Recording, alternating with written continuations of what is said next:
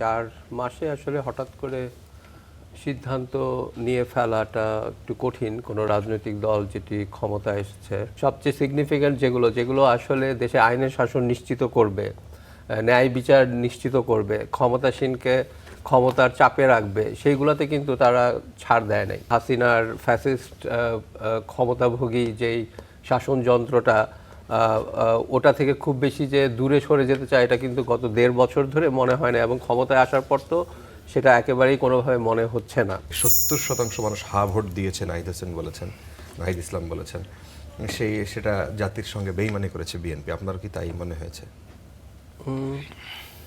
আমি যেহেতু একজন এখানে সাধারণ নাগরিক হিসেবে এসেছি, আমি ইজাজ সাহেবের ওই মন্তব্যের সাথে একমত যে 4 মাসে আসলে হঠাৎ করে সিদ্ধান্ত নিয়ে ফেলাটা একটু কঠিন কোনো রাজনৈতিক দল যেটি ক্ষমতায় এসেছে। কিন্তু সেই সাথে আসলে এই জাজমেন্টটা, বিএনপি সম্বন্ধে জাজমেন্টটা আসলে গত 4 মাস ধরে যে হচ্ছে তা কিন্তু না, কারণ সংস্কারের ব্যাপারটা তো আসলে ইন্টারিম সরকারের আমল থেকে শুরু হয়েছে একটা লম্বা সময় ধরে, এবং তখন আমরা আসলে দেখেছি যে বিএনপি অনেক সংস্কারের কথা বলে। তারা বলে যে 105-এর মধ্যে 96টা তারা একমত, 700টার মধ্যে 500টার মধ্যে একমত, কিন্তু দেখা যায় যে 500টা সেগুলো খুবই ইনসিগনিফিক্যান্ট। সবচেয়ে সিগনিফিক্যান্ট যেগুলো আসলে দেশে আইনের শাসন নিশ্চিত করবে, ন্যায় বিচার নিশ্চিত করবে, ক্ষমতাসীনকে ক্ষমতার চাপে রাখবে, সেইগুলোতে কিন্তু তারা ছাড় দেয় নাই, এবং তারা সেই আগের হাসিনার ফ্যাসিস্ট ক্ষমতাভোগী যেই শাসন যন্ত্রটা, ওটা থেকে খুব বেশি যে দূরে সরে যেতে চায় এটা কিন্তু গত 1.5 বছর ধরে মনে হয় না, এবং ক্ষমতায় আসার পর তো সেটা একেবারেই কোনোভাবে মনে হচ্ছে না। তো সেই জন্য আমরা আসলে শঙ্কিত। আর আপনি যে কথাটা বললেন যে এই যে একজন প্রতিমন্ত্রীর দুর্নীতির খবর তো আগে আমরা কখনো হয়তো আসার সাহসই পেত না কোনো চ্যানেল, কিন্তু এখন তো পাচ্ছে। কিন্তু আপনি এখন চিন্তা করবেন যে শেখ হাসিনা এরকম বা তার আওয়ামী লীগ এরকম দানব হয়ে 4 মাসে তো উঠেনি। তাদের 18 বছর 16 বছর ক্ষমতায় ছিল। প্রথম টার্মটাতেও তাদেরকে আমরা এতটা ভয়ঙ্কর হয়ে উঠতে দেখিনি, যেটা বেসিক্যালি 2014-2015 পর থেকে আস্তে আস্তে গ্র্যাজুয়ালি হয়েছে।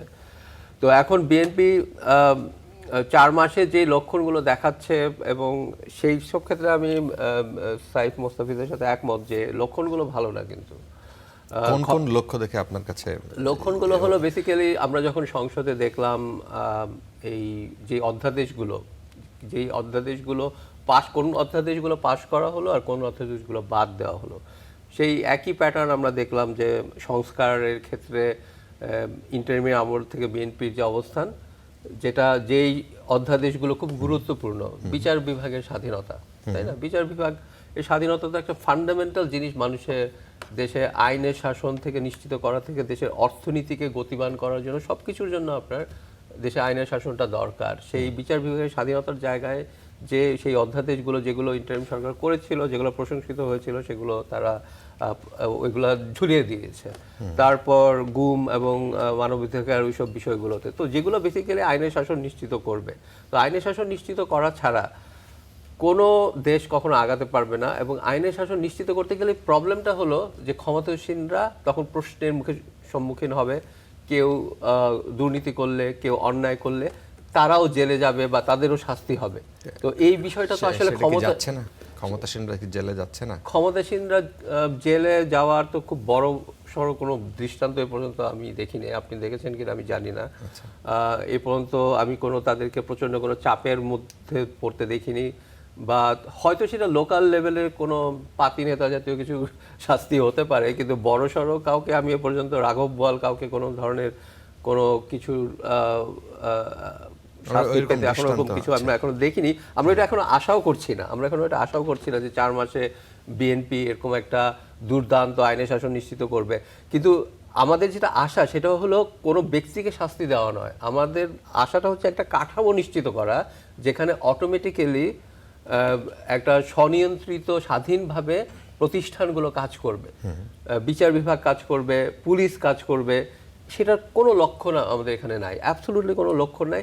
যা লক্ষণ আছে সেগুলো হচ্ছে কি অতীতের যেই কাঠামো সেটাই রেখে দেওয়ার একটা চেষ্টা, যাতে ক্ষমতাটা নিরঙ্কুশভাবে এনজয় করা যায়। আচ্ছা।